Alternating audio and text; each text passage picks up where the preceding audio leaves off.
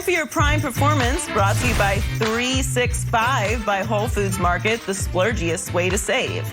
It wasn't always pretty, but the United States took home the basketball gold in Tokyo. KD and Draymond had a message for all their haters. Let's take a listen. They had some power rankings out. They had us fourth behind that Slovenia. Like this not our game. Come on, man. Talking about they catching up to us. Like, are you serious? This skill is unmatched. You dig? Shout out to everybody that won this gold. Everybody that chipped in and helped out. We're going to the press conference, but I had to talk my real quick. Lamar, what do you make of the message to their doubters?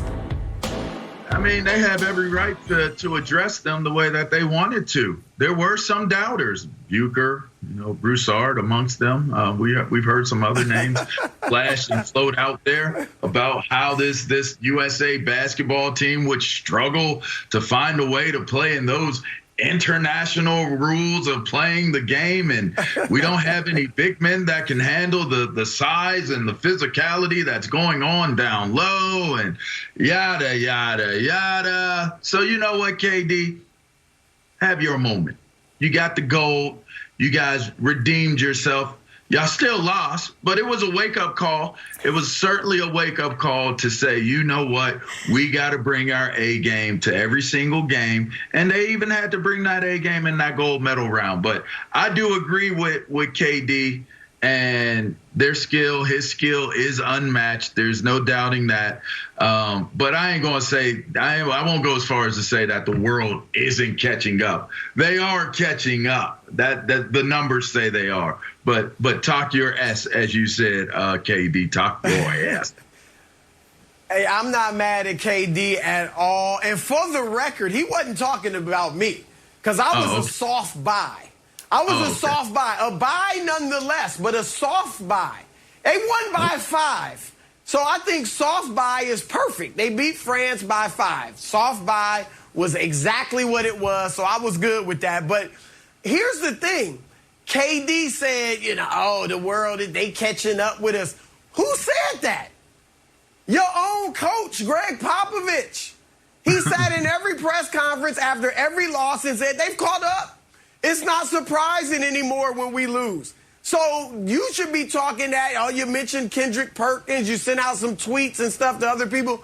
Your own coach was saying that other countries have caught up, and it's not surprising when you lose. So I do think winning the gold wipes away the ugly memory of losing to Nigeria, who I actually start thinking was actually going to be pretty good. They went 0-3 in the Olympics. All right, nice. They weren't that good. We just didn't play well. We lost to Australia. We'll forgive all that. We'll push all that aside because they did deliver the goal. So congratulations. And KD obviously was fantastic, Joy. No, he's brilliant. He's the best USA men's basketball player in Olympic history. So yeah, he can talk all the noise he wants to. I love it as a petty individual myself. You've got to keep the receipts and remind everybody what they were saying about you a few weeks ago. When we were losing, you had all this stuff to say. What happened now? We got the gold. Now, overall, I think this particular Olympic journey was a good lesson for Team USA basketball, to your point, Chris. Yes, it wasn't the easiest road. Yes, Popovich was saying that the rest of the world is catching up with Team USA. It wasn't the easiest cruise to the gold medal, which I think is great, actually. That makes it competitive. It makes it feel like you really earned it. It means something that you didn't just walk in and dominate. So I love this whole Olympic journey for Team USA, and I have no problem with them. I don't think it's haters. We are allowed to have an opinion after you lose. That's how this whole thing works. Right. Fans are allowed to be like, why are you losing when we're supposed to be the best? Right. It's fair to wonder why and to ask why and to give your opinion why. You go out and win the gold. All right, so we overreacted, okay, and not me. I still thought they were going to win, but I do think that this is overall a good lesson for how we're going to prepare for the next Olympics.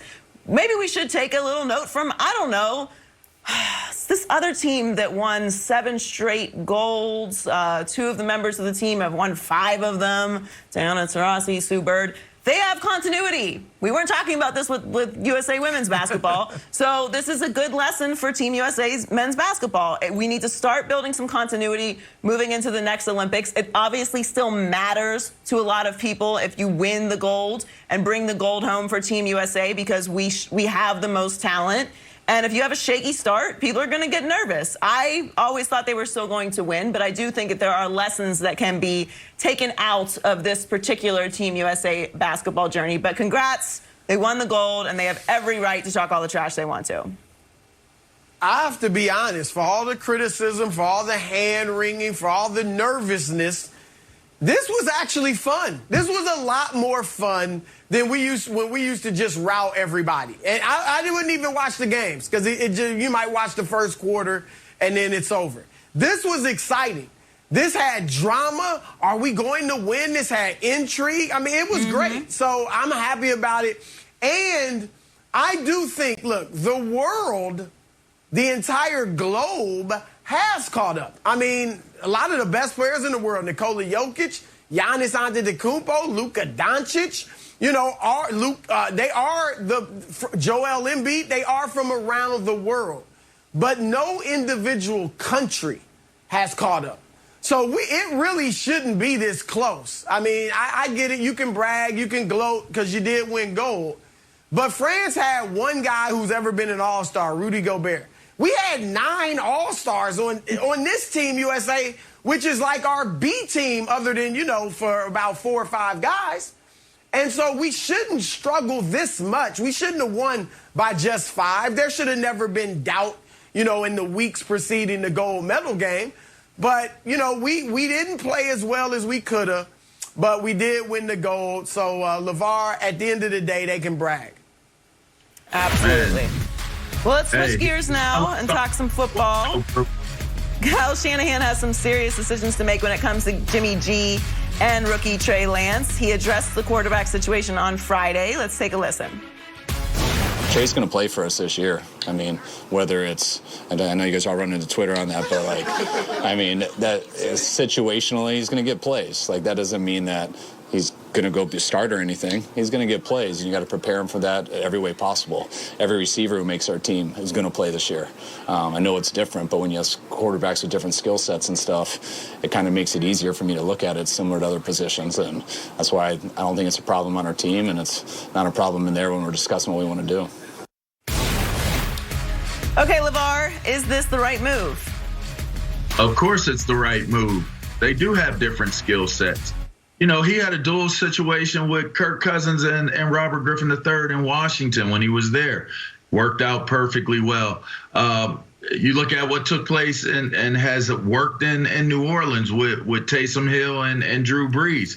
Dual quarterbacks can work. And in this situation, I think it creates a win-win situation for both quarterbacks in Garoppolo and Trey Lance and with the team itself.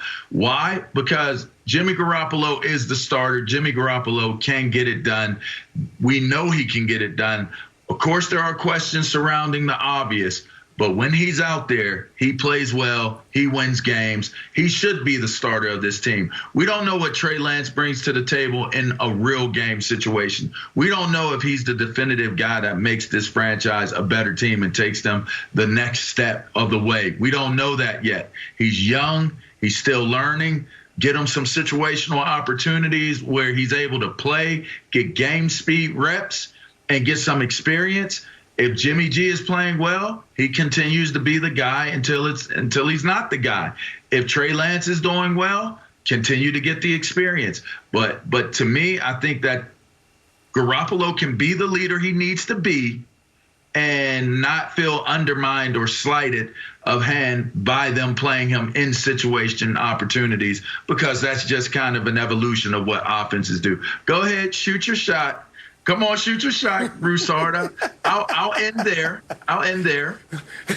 LeVar, this is not the right move. All right, I think when Kyle Shanahan was sitting there saying, Trey's going to play, he was just forecasting. Look, we all know Jimmy G's going to get hurt. Week 5, week 6, week 7, he's going to get hurt. So Trey is going to play. All right, no, until Jimmy G gets hurt or if he just stinks up the joint, he should be the starting quarterback, period, the end. No quarterback, yeah, I said it earlier, I'm going to say it again, worth his salt wants his backup coming in on third downs, coming in to run gimmick plays and trick plays and every second or third series to play for me. No. What are you saying? I'm deficient? I can't get it done?